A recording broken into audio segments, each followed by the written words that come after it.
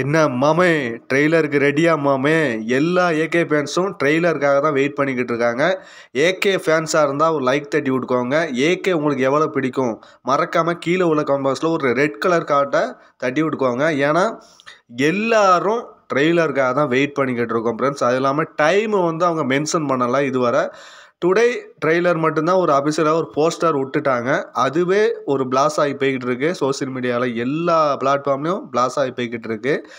ஏன்னா இன்றைக்கி வந்து ட்ரெய்லரும் வரப்போகுது, இன்றைக்கி வந்து புக்கிங்கு ஓப்பன் ஆக போகுது, எல்லா சம்பவம் பண்ண போகுது இன்றைக்கி வந்து. ஏன்னா இதுக்கு முன்னாடி என்னென்ன படங்கள் ட்ரெய்லரில் என்னென்ன சம்பவம் பண்ணி வச்சுச்சோ அதை வந்து பிளாஸ் பண்ண போகுது குட் பை அக்லியோட ட்ரெய்லரு. ஏன்னா புக்கிங் வர எனக்கு இருக்குது. ஏன்னா ட்ரெய்லர் ஒரு ஹைப்பு லெவலில் எகிரிச்சு போயிடுச்சுன்னு வச்சுக்கோங்க. புக்கிங் வந்து சரவடி சம்பவம் பண்ண போகுது. ஏன்னா இன்றைக்கி வந்து ஒரு ஏகே டே தாங்க.